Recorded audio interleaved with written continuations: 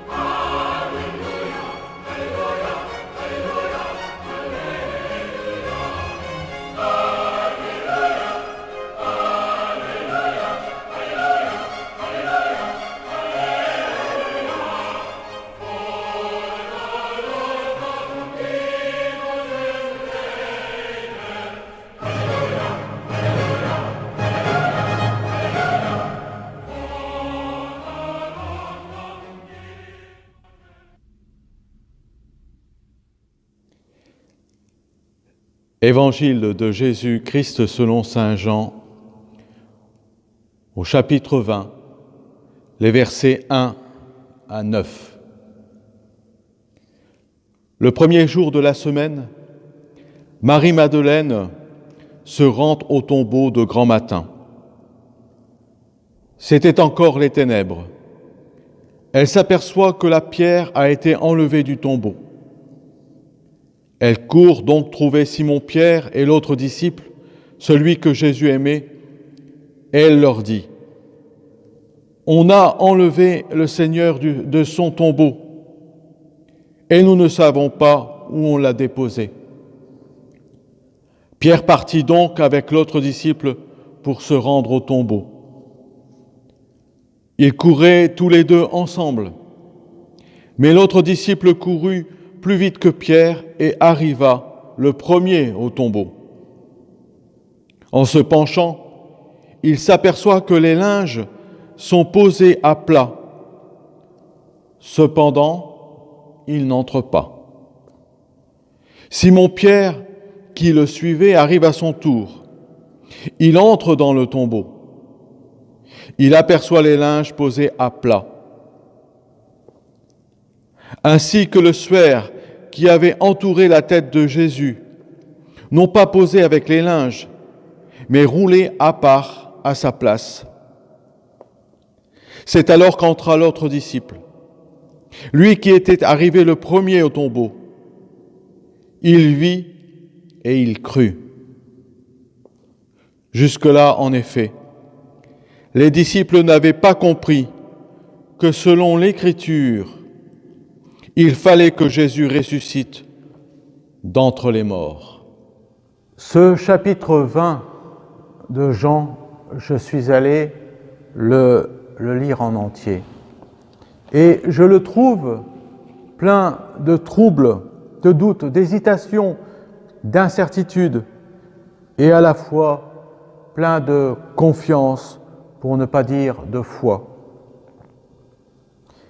Il est écrit à l'image de nos vies, de ce qui se passe dans notre vie, de doutes, d'incertitudes, de questions, d'analyse et de troubles.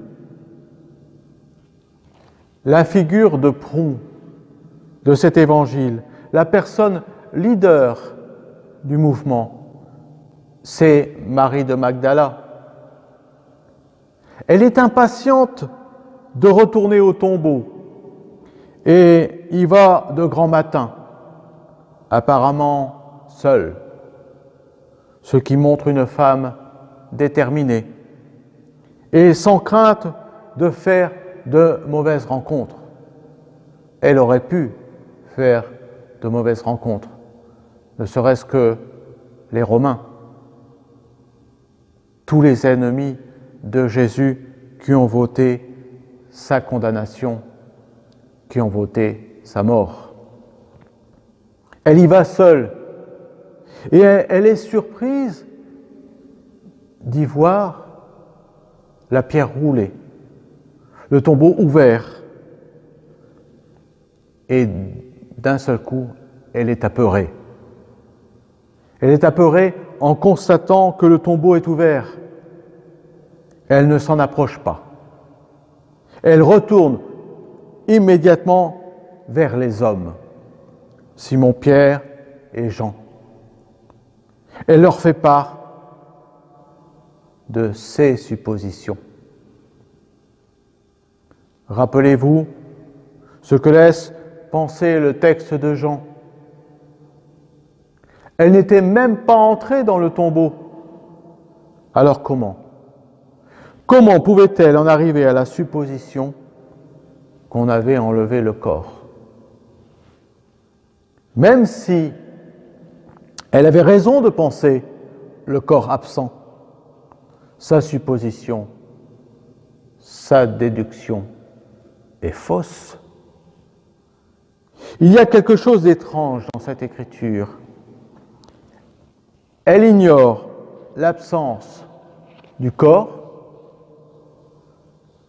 Elle ne se fonde que sur de simples informations de pierre roulée, et elle échafaude déjà une interprétation par une déduction. Tout cela sans preuve, car elle n'a pas vu.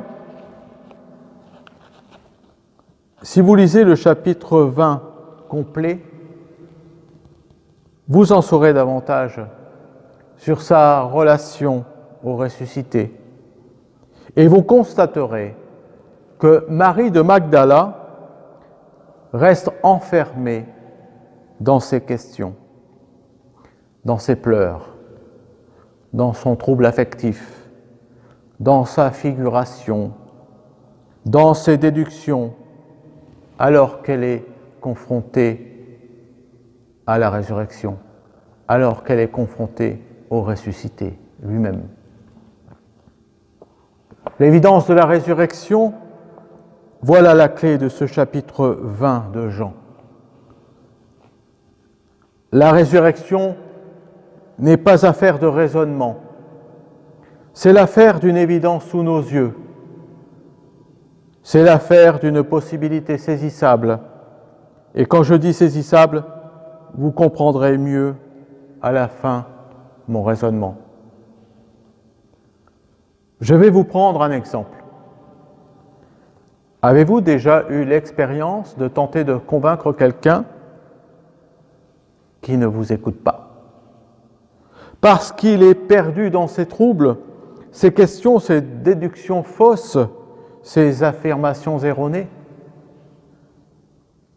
On a souvent l'impression de parler à des enfants à qui l'on tente de prouver que le loup n'est pas dans la chambre, que c'est un mauvais rêve ou une fausse impression d'ombre.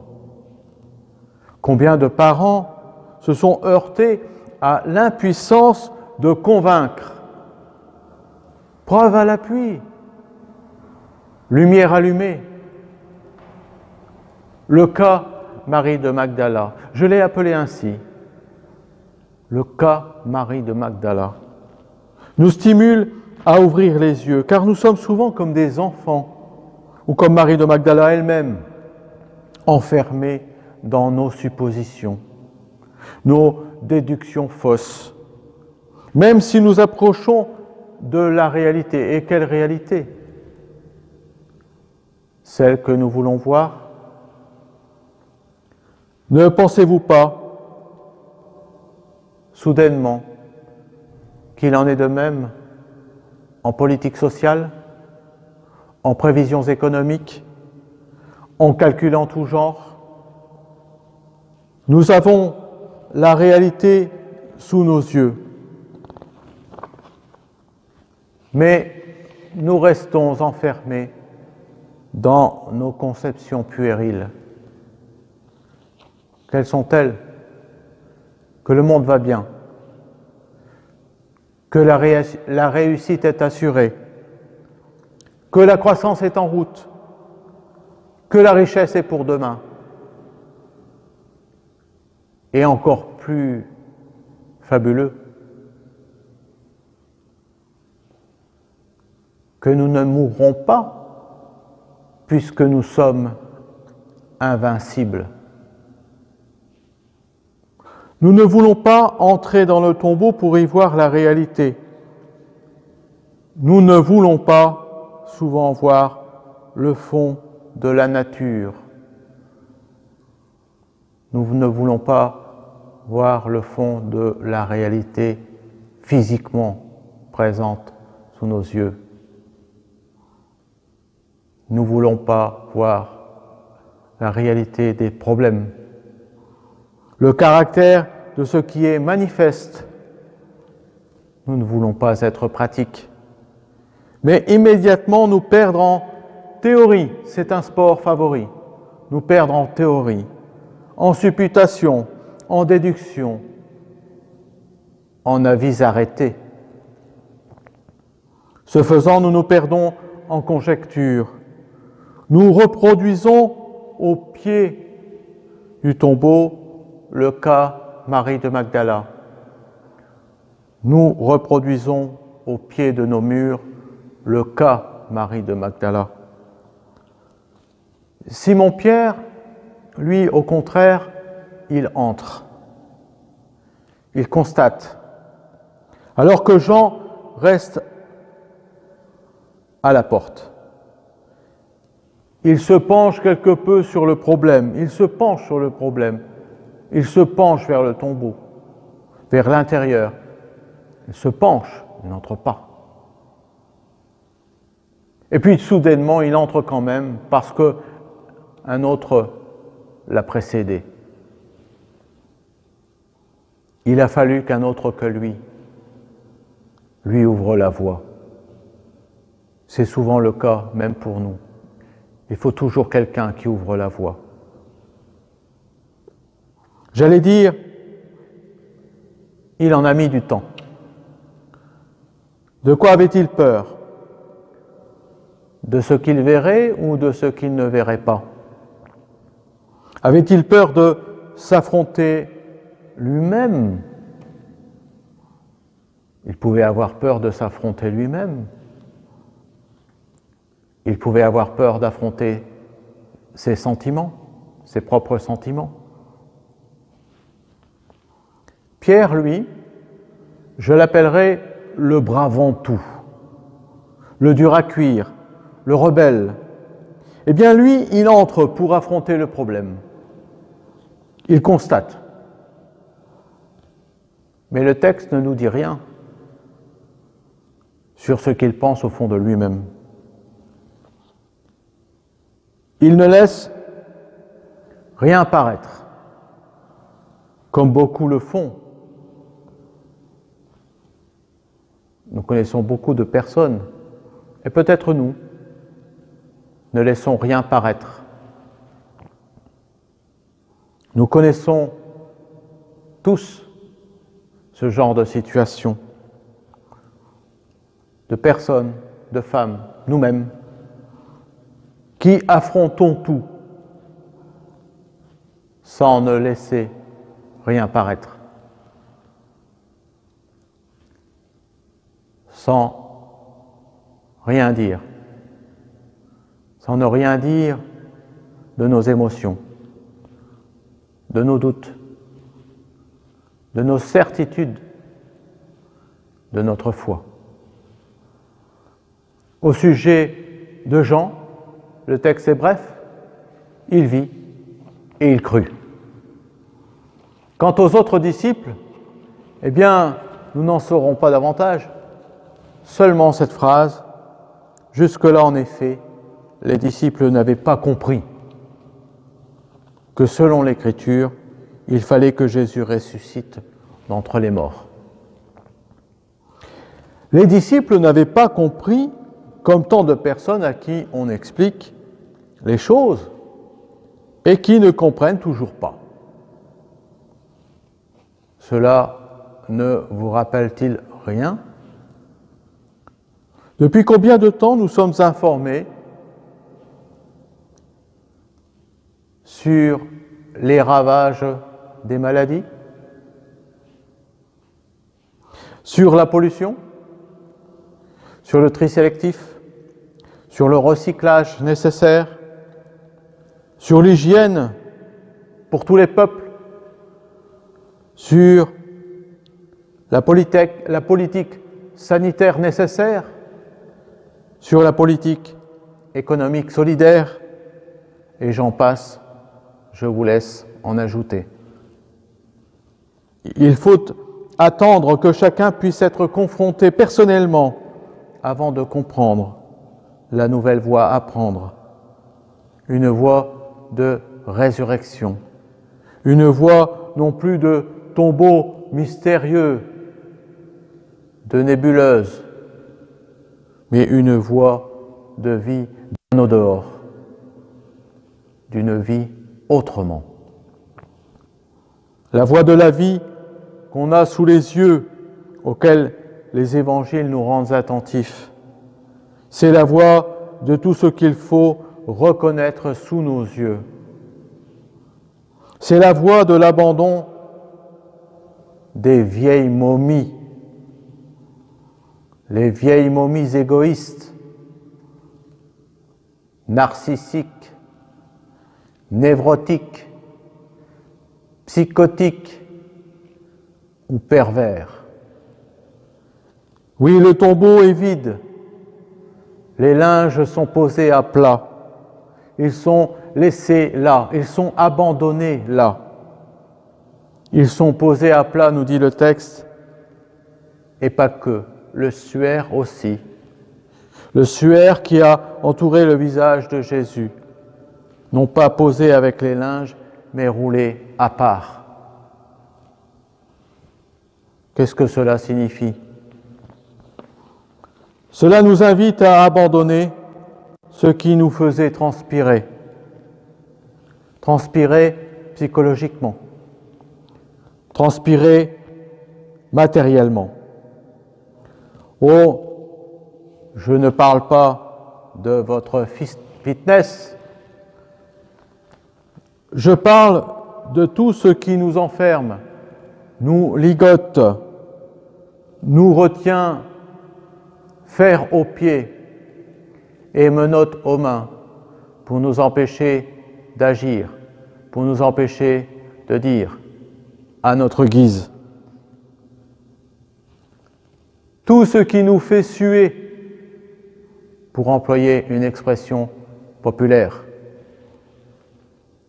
Jésus n'a pas le visage recouvert d'un suaire, il a un nouveau visage, tellement changé qu'il empêche ce visage, ce nouveau visage, il empêche de le reconnaître parce qu'il est tellement libéré, il est tellement transfiguré. C'est ça le grand message de la résurrection.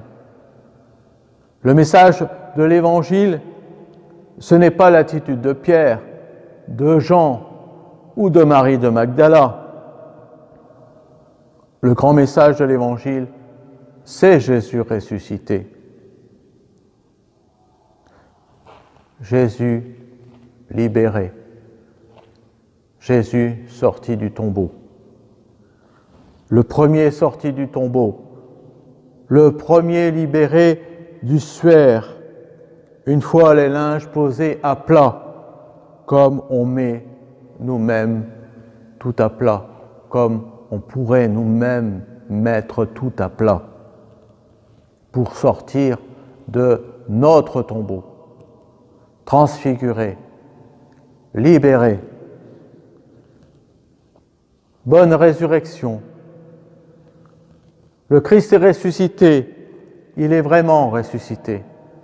Et pour le dire à la façon des Grecs de toutes les églises orientales, Christos anesti, alitos anesti, sauf que j'ajoute, il s'est lui-même libéré.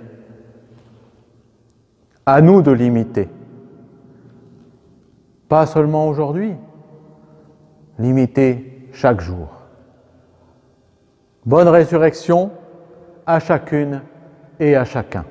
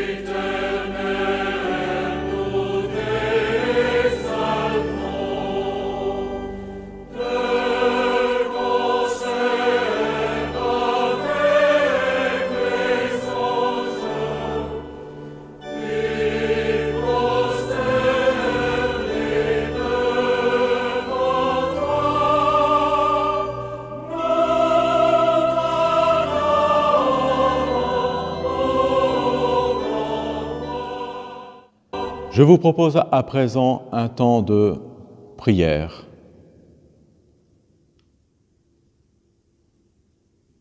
Ô Christ, par ta résurrection, tu ouvres à tous les humains les portes du royaume. Conduis-nous vers la gloire du Père. Fils du Dieu vivant, loué sois-tu. Par ta résurrection, tu as confirmé la foi de tes disciples. À leur suite, que ton Église proclame à tous la bonne nouvelle. Fils du Dieu vivant, loué sois-tu. Par ta résurrection, tu nous as réconciliés avec Dieu.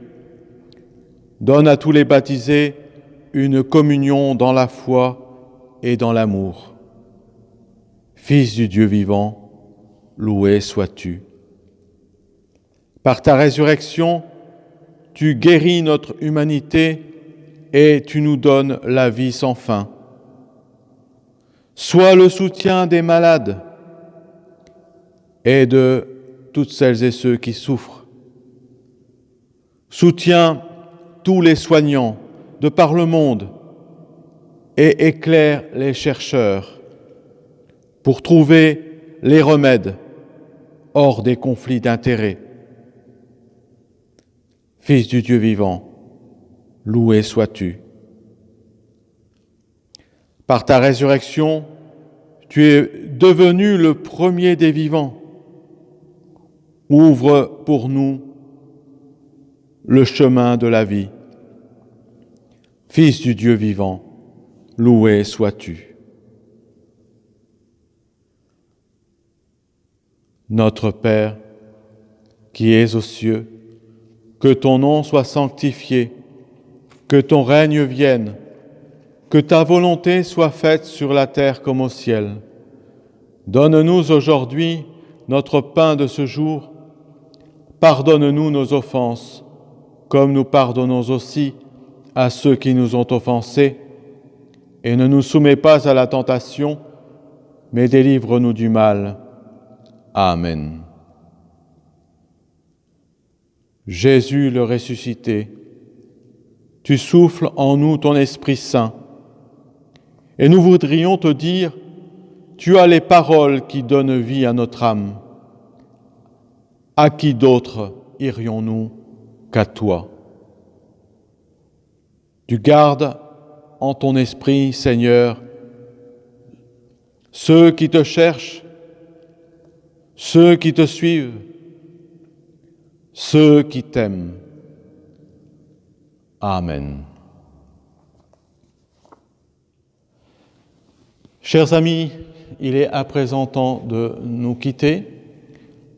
Je vous souhaite une belle fête de Pâques en famille, si possible, quand c'est possible. Je pense à toutes celles et ceux qui sont seuls, alors qu'ils pourront fêter cette fête de la résurrection, peut-être par un téléphone, peut-être par un Skype ou tout autre moyen, ou simplement, déjà en regardant cette vidéo, mais aussi en regardant un peu la télévision, en écoutant un peu de musique, en essayant de profiter du soleil sur le balcon, que sais-je,